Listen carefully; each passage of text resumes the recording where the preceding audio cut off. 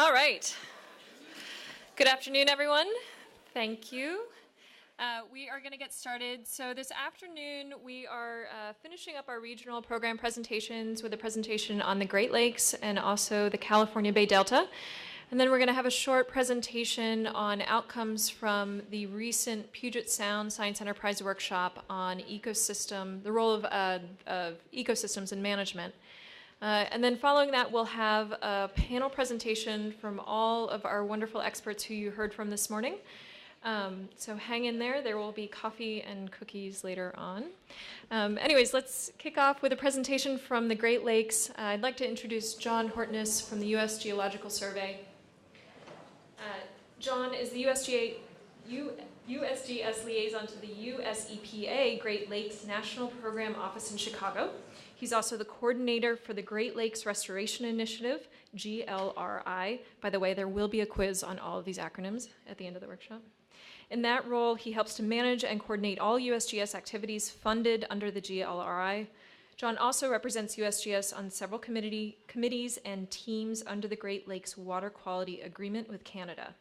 His role gives him an excellent vantage point from which to survey the complex transnational Great Lakes science establishment. John is a civil engineer whose research experience extends to river and watershed modeling, surface water, groundwater interactions, flood and drought analyses, and in-stream flow criteria. Thanks so much, John. Thank you. And I was just about the acronyms. Maybe I was talking to Nick earlier. If you have more acronyms, maybe you get more funding. So think about that, Mike. Maybe there's a equivalence there. All right, so I want to talk a little bit about the Great Lakes. And obviously it's different than a lot of the other systems we've talked about today. It's much larger. There's a huge binational component with the border with Canada. And it covers a large, vast area that is very different even from one end of the lakes to the other. So I showed a couple things here, a couple of the pictures. You have cities like Chicago, Cleveland, Detroit, urban centers, major metropolitan areas, and then you have expanses like this cliff with a lighthouse up in Lake Superior. So vast range of ecosystem, vast range of issues, but yet they are all interconnected. As you work your way from Lake Superior down to the Atlantic Ocean, all the lakes do have a connection that we need to be aware of. So, in keeping in tune with what Mike asked us to talk about, kind of focus on those 6 main topics, I'll start with a little bit of the history. How did we get here? Where did we get to where we are now in the Great Lakes ecosystem science and restoration? As I mentioned, there's a lot of binational cooperation. We had the Boundary Water Treaty of 1909, not just related to the Great Lakes, but just Canada and U.S. in general, interactions between the two countries. A couple of the major ones, though, after that were the development of the Great Lakes Fisheries Commission in 1954 and the Great Lakes Basin Compact in 55. And those are 2 key things to early collaborations in the Great Lakes that kind of set the stage for some of the places we are now with our collaboration, especially with Canada, but even amongst the states and the federal agencies in the Great Lakes on the U.S. side. And then finally in 1972, development of the Great Lakes Water Quality Agreement, and that was kind of the precursor to where we are now and what really set the stage for the science and the restoration that's currently ongoing. So I just want to highlight a couple pieces related to a couple of these commissions, which are really unique, I think, in establishing some of these working functions. So the Fisheries Commission was developed in 54, as I mentioned, but as you'll notice, the key is here, it's at a federal agency level, so the parties are the Canadian and U.S. federal governments. There isn't a state or local component to this, but you'll see even back in 1954, the key was science was included. They recognized early on in that process that in order to manage the fishery at a regional level, they needed to make sure they had the science background to support that. And their main focus when they first got started, obviously, was the sea lamprey control, and that's still ongoing today. But they've come to, maybe that's one of the science topics to think about. That is an area where maybe their early goals were to get rid of the sea lamprey and get back to some kind of a natural state. Well, now they've basically gotten to a point where they can live with the sea lamprey and we can function, together. Next, I want to talk a little about the Great Lakes Commission. Now, this is similar to the Fisheries Commission. It was developed as part of the Great Lakes Compact with Canada. However, this is only a state and provincial organization. So the federal governments are not involved other than to be observers to this organization. So this is where we start to get some of that cooperation or that co-production, where we're starting to bring in just the state and provincial views and what some of their priorities are, and what do they think the focus should be in some of the Great Lakes issues. And then finally, the development of the Water Quality Agreement in 1972 was kind of the big, that was the holy grail. That really was what got things started. And then there were several additional agreements or versions of that over time, 87 or 78, 87, and then 2012, the current version that we're working with.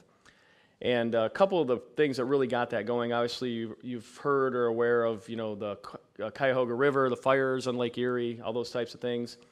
And ironically, there was a large article in Time magazine in 1969. I wasn't aware of this until I was doing some research for this, and Todd Nettesheim, my colleague there at USEPA, mentioned this to me. And stuck within all of the science articles about going to the moon was one article on Lake Erie, and where they basically, the quote was, "Lake Erie is in danger of dying by suffocation." And that was what really got the public awareness, especially in the Great Lakes region, on something had to be done. We really needed to make a change and do something about it. So from that point, so we have the Water Quality Agreement, but as we've heard a lot today, it's hard to do anything without the money. And so there wasn't a lot of funding to go along with these agreements, these things that were in place. Anything that was happening was done basically under current authorities. Federal agencies have their missions. Some of the states, what they need to do to function, management agencies. There wasn't really any coordinated structure, any coordinated effort, and there was no money to drive any of that. In 2004, President Bush signed an executive order, and basically it created this Federal Interagency Task Force for the Great Lakes, IATF. And US EPA was the chair of that, and the charge was to establish a regional collaboration of national significance. So out of that grew this Great Lakes Regional Collaboration. And this is another area where we're talking about this co-production. So this included governors, mayors of Great Lakes cities, major cities, federal leaders, from basically cabinet level departments, tribal leaders, congressional delegations, and also industrial and environmental advocates. So we tried to bring in the entire, breadth of folks interested and willing to work on Great Lakes issues. As part of that process, they developed a regional collaboration strategy. So in December 2005, they came out with this strategy, and basically this was, can't remember, I think Denise might have mentioned this in the Gulf, where this was basically that high-level plan. Here's everything that needs to be done to address issues in the Great Lakes, and here's how much it's going to cost, and it was in the billions and billions of dollars. But what that did was that set the stage for where we are now with Great Lakes Restoration Initiative. So this was kind of that high overarching, this is where we really want to be, but nothing was in place until the funding came in 2010. And it does help to have a president from one of your states, a local or area. So based on the regional collaboration strategy, an action plan was developed. And the key here is this was no longer a strategy, this was now an action plan or an action driver. These were now in writing, these are the most important issues that need to be addressed, and here's how we are going to address them. And so that's the way these action plans have been written. And they've mainly focused on 5 areas, and I'll talk a little bit more about those later, but you can see the 5 components here. And we're currently in Action Plan 2. So Action Plan 1 was developed in 2010, went through 2014. We're in year 3 now, just starting year 3 of our second action plan. And maybe one thing I'll point out here is that early on in Action Plan 1, science was not that big of a piece. Science was not really recognized as important to the process per se. I would say that over time, and it maybe gets back to, all these folks, part of it was maybe a little bit of a payback. So we had all these people that were part of that regional collaboration, all these people that had participated in all these efforts. So when the money finally came, it was, and somebody mentioned this earlier, it was kind of, all right, everybody here, get your piece of the pie because you've been with us the whole time. So that's kind of the way the funding worked under Action Plan 1 for the first 4 or 5 years. But then in Action Plan 2, there was a definite change in structure and plan on how we were going to approach it. And this was much more science-based. And in Action Plan 2, there are metrics, there are outputs, outcomes, things that we want to try to achieve, things like pounds of phosphorus, reduced as loads to lakes, number of invasives prevented, or whatever those might be. And so in that term then, or in that realm, science is much more important. Now we have to start tracking, we have to start monitoring, we have to start paying attention to what are the best methods to achieve those metrics. And the agencies that typically where their mission is to do work, Corps of Engineers, we want to build something, we want to take something out, now they're starting to look to the science agencies saying, all right, we need help to determine what's the best way to do this, what's the most efficient way to do this. And so we've kind of evolved over those years where now science has become a much greater piece of what we're doing as far as the restoration. So even still, it is a restoration activity. Science is starting to find its place, and I think it's evolved over time as the needs have arisen and people start to understand where all those niches fall. So let me talk a little bit about some of the issues. What are some of the big things that we're dealing with right now? And it's not different from a lot of the other places. We're dealing with water systems. We're a freshwater system, so maybe a little bit different in some of the areas, but for the most part, we have, excuse me, things like legacy contaminants and emerging contaminants. So as part of the water quality agreement, one of the things that was done back in the '87 agreement was identifying what they called areas of concern. And these are typically your historic ports or commercial and industrial areas, the nasty stuff that gets put into the water. And so dealing with legacy contaminants and then identifying and monitoring and researching potential effects of new chemicals of mutual concern is the term that we use. Another one, invasive species. Some of the big ones, tricendid mussels, Asian carp. If you haven't watched any of the YouTube videos on the Asian carp jumping out of the water as the boats fly around, it's a good couple minutes of amusement. Sea lamprey has been an issue for years, and on the terrestrial side, Phragmites is a major one that we're dealing with where basically it's a reed, and I think I've heard Phragmites are an issue in the Bay Area as well. So those are some of the invasives that we're dealing with, and that's not totally inclusive at all. Nutrients, is just about anywhere in the country anymore. HABs is a major issue. We have ag and urban sources of nutrients. Western Erie Basin. This is a satellite photo of Western Lake Erie. So Toledo sits somewhere about right here. Cleveland is a little bit over here. So algal blooms.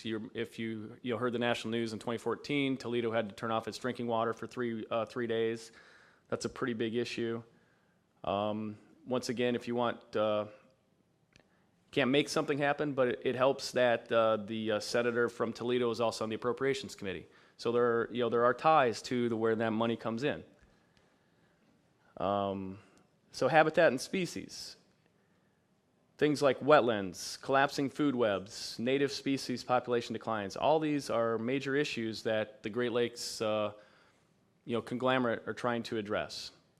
And I didn't mention, and in parentheses here along each of these major issues, I did highlight that these are each in both GLRI as a focus area and also as what they call an annex or a science annex under the Water Quality Agreement. I'll talk a little bit more about that later, but I just wanted to point out that each of these are included in both. It was identified in the Water Quality Agreement as an issue, and it's also under our action plan under GLRI. And then kind of the overarching question mark is climate change. How does climate change impact all of these issues? How does it change the way we try to address those issues? And that's definitely still remains to be seen. There's work that we're doing. We're trying to determine what is the best approach to take, and we haven't gotten to the point of even making that decision or coming up with a potential decision.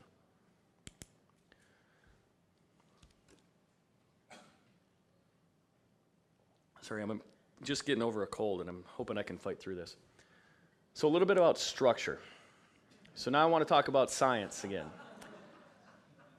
There's a lot of people doing a lot of different things. And, you've seen some of these similar, and it's difficult. It's difficult to coordinate. It's difficult to try to keep everybody pointed in the same direction. You talk about the size of the Great Lakes. I think Nick mentioned, they have annual or biannual science meetings where the stakeholders and the scientists can come together and talk. Well, we have to grab stakeholders from northern Minnesota all the way to New York and try to get all those folks together in the same time in the same place. It's a struggle. But there's certain things that we've done to try to, and when I say we, I mean the group, is to try to bring that together, and I'll talk about a few of those things, both in regard to the Water Quality Agreement and also with GLRI itself. So on the Water Quality Agreement side, so once again, this is the binational approach. So now we're talking both US and Canada. We have basically what are called the parties, which is US EPA and then Environment and Climate Change Canada. Those are the two co-chairs at the executive level. And we have what's called the Great Lakes Executive Committee, which is basically, once again, on the US side, cabinet level representatives, and then on the Canadian side, similar type folks. And under that is what we have, what we call our annexes. And those are the issues. Those are the things that we want to try to address. And each of the annex has a subcommittee, and it's basically the next level down. So annex subcommittees typically are like a regional coordinator or some kind of a regional representative from the federal agencies. But then there's also state representatives, and in some cases, maybe subject matter experts that might also be involved at that level. But below that, and this is where I want to spend a little bit of time talking about the Water Quality Agreement structure, is what we call the lake partnerships. And what this is another one of these areas where this collaboration, this co-production occurs, where there's kind of a management committee, but under that, this working group.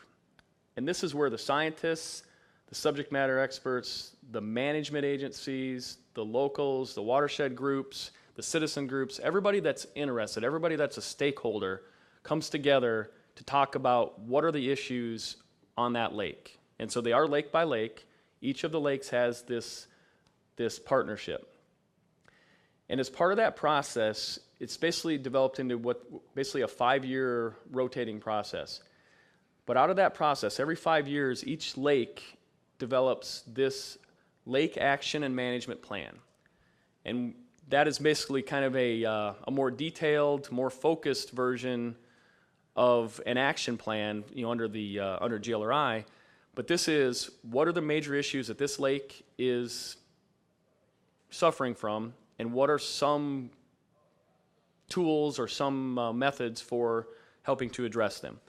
And that's where we have all the stakeholders are part of that process. So we want everybody in the room, we want everybody to be part of that mechanism to develop that action and management plan.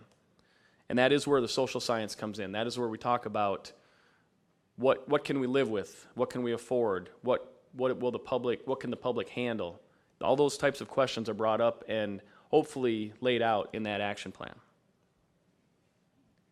And then on an annual basis, each of the partnerships also develop this, basically it's a check-in. It's just an annual summary of, all right, here's what we did in the last year. Here's what we said we wanted to do based on that 5-year plan. Here's where we are now. So it's just kind of an update and annual summary of what we've done. So back to the annexes real quick. And so this is kind of the opposite of the partnerships. This is only on the federal side. So under the executive committee, we also have the annex, what's called the annex subcommittee. And the subcommittee is basically the parties, which is EPA and Environment and Climate Change Canada, federal, state, and tribes, and then on the Canadian side, federal, provincial, First Nations, Métis. So it's basically once again, the management agencies in the federal and state level. But we also have what they call the extended subcommittee. So this is where they start to bring in some of that co-production again, bring in some of the NGOs, citizen groups. They don't have any responsibility per se, but they can provide input, provide comments throughout this entire process. And under the annex process, this is where we determine things like, and I guess maybe what I'll do is I'll give an example. It's kind of hard to explain what they're trying to accomplish under this, but basically they form task teams as needed to complete a specific task. And so, for example, recently on Lake Erie, one of the big goals was how are we going to reduce HABs? Under Annex 4 of the Water Quality Agreement, nutrients and HABs is the main issue. So a team was developed with university experts, federal scientists, state folks, representatives, and they basically came up with the recommendation over about an 18-month period, including modeling, social science conversations. What would it take to reduce the occurrence of HABs in western Lake Erie? And what could the public live with on the other side, dealing with what would we have to do to reduce the phosphorus inputs to make those HABs drop down? And so that team came up with a recommendation of a 40% reduction in phosphorus over the next 15 years, or by 2025, so over the next 10 years, to reduce the occurrence of HABs in western Lake Erie. And as part of that process then, so that was the recommendation that came out of the Water Quality Agreement Annex, and then the states now have bought into that, and the states have basically signed their own, whatever word they use, and it's not an MOU, but basically signed on to support that agreement or that resolution, and then that's where they are now in the state process trying to achieve those standards or figure out how they're going to achieve those standards. So it's kind of it started at the federal level on both sides of the border, but now the states and the provinces are brought into that and now are pushing forward to try to achieve those reduction recommendations. Then just real quickly, I want to cover so outside of GLRI and the Water Quality Agreement, and you've heard from the other ecosystems, you have all the federal agency-based programs. You have all kinds of other work ongoing under each of those agency missions, and then they may or may not fit into that overarching goal of the Water Quality Agreement and or GLRI, but in a lot of cases they do, and I just kind of highlighted some of the major federal agencies who are working in the Great Lakes and kind of where some of their missions fall and some of the things that they're also supporting that supports the Water Quality Agreement and or GLRI. And then a couple of the main ones that I did want to cover on the monitoring side, and these were things that were occurring before GLRI and even outside of the Water Quality Agreement, where US EPA has the Great Lakes National Program Office, and that is a unique thing in and of itself, but they have a long-term monitoring program where they have a large vessel, rotates from lake to lake every year, so basically on a 5-year cycle, they will make it through all 5 of the lakes and collect major open water data on things like dissolved oxygen, sediment, water quality, biology and fisheries. So a pretty major program over a 5-year cycle. And then as part of our federal agency support of the Great Lakes Fishery Commission, USGS actually is funded through appropriations to support the Fishery Commission by monitoring the prey fish in all of the lakes and helping the Fishery Commission and the parties make fishery management decisions. And so that is part of a USGS-based program, and we actually have a vessel on each of the 5 lakes and basically just do annual open water fisheries assessments to support the Fishery Commission and the fisheries management of the Great Lakes. Then in addition to that, there is what's been developed called the Cooperative Science and Monitoring Initiative. And this kind of revolves on the same cycle as the LAMP process or the Lake Partnership process that I mentioned. And the goal of this is to coordinate all of the monitoring that's ongoing. So obviously you have the federal programs, you have some state programs that might be specific to some of their specific needs. You have some municipal programs, water supply, monitoring, things like that, if they're pulling water from the lake. You have a lot of universities doing various research in different parts of the lakes.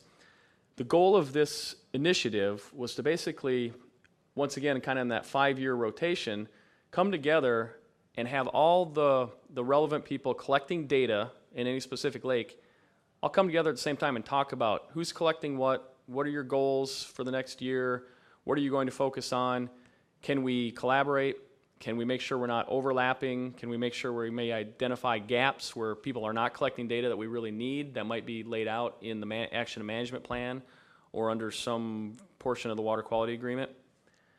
So the CSMI, this group doesn't set priorities, but it basically talks about, it's basically a data coordination effort. Can we do better and not make sure we're not overlapping and make sure we're identifying any gaps that might still be out there?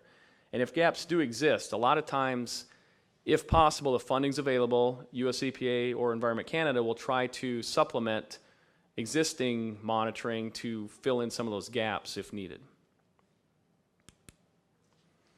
And as a result of all of that work, and this is a dangerous slide, and this is one that Todd handed to me, and they actually laid this out at a recent meeting. So this will come up here in a minute, but we just had a large Great Lakes meeting, public meeting in Toronto about 3 weeks ago, and this was one of the slides that they showed. And so it basically, it's a 30,000 foot view. How is each lake doing, and what does it look like it's going to do over the next few years?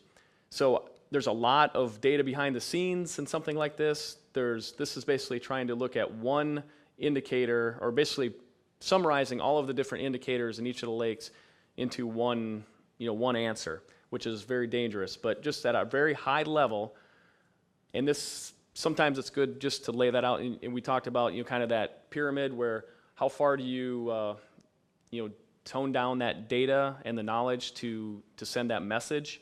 And so it could be something that's very simplified to explain to the public, kind of here's at a big picture, here's where we are, or it can be tell a very dangerous story that somebody might look at this and says, well, Lake Erie is in bad shape and it's getting worse, but doesn't mean all of Lake Erie is that way. And just because Lake Superior is in good shape and it's seems to be holding pretty well doesn't mean that all of Lake Superior is in great shape. So just kind of that really high level view. But these are some of the tools that are being used to kind of look at how are the lakes doing over time and what do we need to do if things aren't looking so good. And then finally, I wanted to touch really quick on the GLI structure. So everything I've talked about now is kind of the water quality agreement, working with Canada, and then the states and provinces, things like that. Now I want to focus just for a minute just on GLI. So this is the major funding source of work on the U.S. side. And we'll go back to this interagency task force. That was the one that was developed, the cabinet level group that was developed under the regional collaboration. And then under that is what's called the regional working group. So basically that's the federal agencies that work on the Great Lakes and are working under GLI. And that's where most of the decisions are made on what needs to be done and where the money will go. But as part of their process, we do have a lot of check-ins with state and tribal partners talking about priorities. So we kind of go back to, all right, what is the water quality agreement? What does the action and management plan say about what the needs are for this lake? What do the tribes say? What do the states say? And we take all that into account. So we're trying not to do this, in a vacuum. And then on the other side of the world over here, we have what's called the Great Lakes Advisory Board. So this is more of a scientific-based advisory board. I shouldn't say that. There's a scientific arm to it, but it's not just science-based. But basically, that's where the regional working group can go to and ask for advice. All right, should we change the way we're doing things? How should we address a certain issue? Just for example, one of the questions or charges to the board that will come up here in the near future is how should adaptive management be used under GLRI to achieve, the best benefits and be most efficient? And that's a big overarching question. Could have lots of little arms, little fingers coming out of that. So it's difficult, but that's something that advisory board is there for, to provide advice on and kind of support the working group. But under the working group here, there's the 5 focus areas that I mentioned, and there's an EPA lead for each one of those, and then there's federal agency representatives that sit on each of those focus area teams, per se. But then under those, this is where the science, I mentioned this earlier, this is where we've kind of evolved. into, instead of just each agency taking their money and kind of doing their thing, supplementing their existing programs and doing what they would normally do, we've really evolved into a lot of these what I'll call subgroups or sub-teams under the focus areas. And this is where a lot of the science is starting to play a huge role in determining what work gets done and how it gets done. For example, there's a multi-agency team on Asian carp. A lot of the work related to Asian carp is science-based. What can we do to try to prevent Asian carp from moving further or closer to the lakes? And then there's a pretty big state component with that as well, this regional coordinating committee. Under Focus Area 3, there's multi-agency priority watersheds, and this is where the USGS, NRCS, and EPA are working with the locals to implement BMP practices and best management practices. We're monitoring the best management practices to determine the impacts, providing feedback back to NRCS and the farmers to determine if they should change those practices, so kind of a little bit of a mini adaptive management process.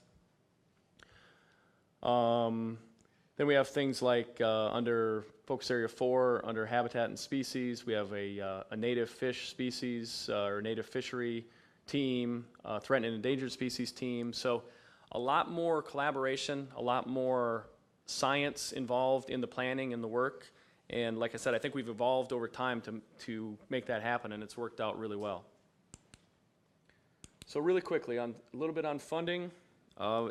As I've mentioned, there's basically the congressional appropriations on the U.S. side that may or may not fit really well within the lines of GLRI and or the Water Quality Agreement, but there are some that do fit well. And then GLRI obviously is the major, the major funding source on the U.S. side. So just kind of breaking it out real quickly here, agencies that do the work, they actively are performing on the ground activities, the Corps, Forest Service, National Park Service, kind of the land agencies. Monitoring research, generally it's USGS, NOAA, and EPA. And then a lot of the other agencies have these large grant programs where they can get the money out, into the field, out to the folks to actually, perform the restoration. So NRCS, Fish and Wildlife, BIA, EPA has a large program as well. On the Canadian side, so Canada was kind of lagging behind, and I think even prior to GLRI, they were not putting as much money into Great Lakes as we were. And after GLRI came about, I think they kind of felt the peer pressure, and so over the last 3 years, there's been a pretty major focus from the Environmental and Climate Change Canada side and the provinces to try to come up with a little more support to support the Great Lakes activities. The question about restoration versus monitoring and research, just under GLRI, that's a ballpark, but I would say that is starting to change. You can see, over time, the first year we had $450 million. I would venture to guess, a couple percent of that was research and monitoring. But as we've gone over time, we're pretty much stable at the $300 million level. I would say, if I think of the USGS and NOAA budgets, which is a lot of the science that goes on, there's a good, $30 to $40 million going to those agencies, and most of that's going to be science related. So it's definitely on the upswing, and I think, like I said, the agencies are seeing the importance of building science into the program. Quickly, just a couple things on implementation tools. We have a couple of websites. This one is more of a data clearinghouse, so any data that are online are all kind of merged into one location, greatlakesmonitoring.org. Science in the Great Lakes Mapper might be of some interest. This is one, it's not a database, it's not a clearinghouse, it's basically a metadata tool where anybody that's collecting data, even if it's not going on the web, can basically lay out the metadata. Where is the data being collected, what kind of data, how long, and maybe like a major contact. And that way universities, municipalities, anybody that might be collecting information can put their information into this Siegel mapper, and it helps with that CSMI planning, that long-term planning, where they can look and say, all right, hey, we've got 3 different groups collecting the same data in generally the same location. Let's think about that, and maybe we can adjust and move, cover a little greater area, or somebody can change their scope a little. Things like GLOS, the Great Lakes Observing System, which is part of the National Observing System, National Marine, I'm going to get that wrong, but there's several observing systems across the country. I mentioned the monitoring programs by Glenpo and USGS, the buoy network, which is part of GLOS. And then really quickly there's some emerging tools. These are all basically invasive related, so I'm just going to pass over those, but those are some things that people are looking at that are really, kind of advancing the science under especially the invasives arena. And then finally, communications. Obviously, there's several websites. One I'll point out here is this Great Lakes Information Network, or GLIN. This is actually run by the Great Lakes Commission, but it's basically a news service where you can post something to GLIN and it goes out to the entire Great Lakes network. So anybody that has a subscription to the network will receive, basically those updates, those bullets on information related to the Great Lakes. Obviously, we have, your agency releases, publications, journal articles, things like that. Annual meetings. Each of the lakes try to hold a conference at the end of each year. There's a Great Lakes Restoration Conference, which is focused more on the restoration, that is put on by the Healing Our Waters Coalition. And then a major science meeting is the International Association for Great Lakes Research, IAGLR. They hold an annual meeting every year with a focus on science on both sides of the border. So that basically alternates Canada one year and U.S. the next, and with a focus completely on science in the Great Lakes. There's a lot of communications with the state and tribal partners. And then I'll leave you with this. This is my last point, are the collaboratives. And this is something that I've not heard much of in other parts of the country. They're probably ongoing, maybe just under a different name. But basically, we've developed these collaboratives, one for Phragmites, one for mussels, and one for HABs.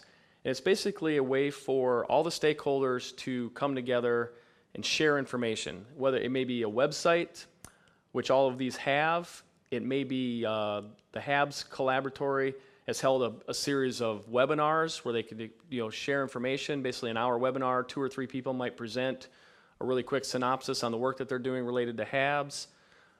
They've done the similar things under mussels, talking about certain control techniques, what control techniques could municipalities use near their water intakes, things like that. So just basically an information sharing mechanism, and it's seemed to be going over really well, especially on the public side. The folks that like to have that quick information, they've seemed to take to that pretty well. So I think that is it. So I will stop there, and I think I ran a little over, but probably have time for a couple questions.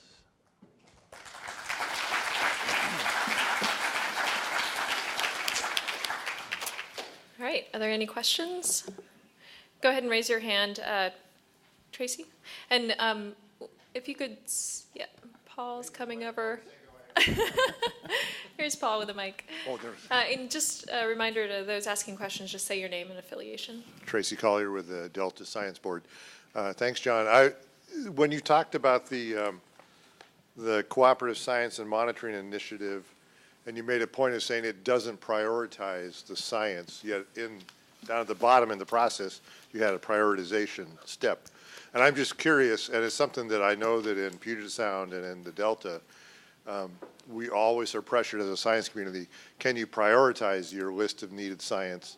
It's a very hard thing for us to do as a science enterprise community, but I'm curious, is there a science prioritization step that goes across GLRI, or is it more left up to the big federal and state agencies? They set their priorities, and that by default becomes your priorities. A little bit that way, but more of it actually falls under, and I didn't explain that very well, but that timeline below was more of that lake partnership timeline, which CSMI is kind of part of, built into. So it's really that lake action and management plan is where those priorities are set. So it's really set at that level, and then the CSMI tries to organize and coordinate the monitoring based on what the priorities are in that document. Mr. Goodwin. Thank you, and nice presentation, John. I just wondered, with such a complex system of committees and the flow of information across those, when there's differences of opinions or priorities, how do you manage differences of opinions across those committees, or you manage potential conflicts? Yeah, unfortunately, probably the best answer to that is it falls on the parties or the chairs. So EPA in Canada, it really at a high level, it falls to them. So they do their best to take into account all of the different views and different, perspectives, priorities. But at that high level, if there is a conflict, they will make a decision at that level. So it's probably not the best way to do it, but that's the structure that's in place, right now. Yeah. We have time for another question or two. Anyone else? No? All right. Oh, in the back. Hi, Lisa Thompson, the Sacramento Regional County Sanitation District. Thank you. Great presentation. I want to ask a question about your dangerous diagram map with the diamonds and the arrows and the 5 lakes. What was the response you got from that? Because I looked at that and went, okay, so 3 of your lakes aren't changing and one's getting worse. So what was the response from the higher level folks who are funding this? Are they like, well, they could all be getting worse and you guys are holding the forces of change at bay, or how is that viewed? Well, that actually comes from the higher level, and so it's really what was the public perspective, and a lot of it was kind of the point that I mentioned, is like, how can you say that this lake is good when we have this area that's not and that area that's not? So it was, and I think what they tried, and they knew going in that it was going to be probably not taken really well, but they just wanted to kind of lay out the how do I want to say this? They basically put it out on the table and say, there's different ways of looking at the lakes or any system. You can look, from your perspective, you look at a really high level, you can say one thing about it. If you want to zero in on specific areas, you might have a completely different answer. And I think that was part of the reason they wanted to do that in a public setting, which is where it was at that public forum, to really point out that it's not as simple as just saying, yeah, the lake is in good shape or it's not. So I think that was maybe part of their rationale as well. Any other questions? No? All right. Thank John, you. thanks so much.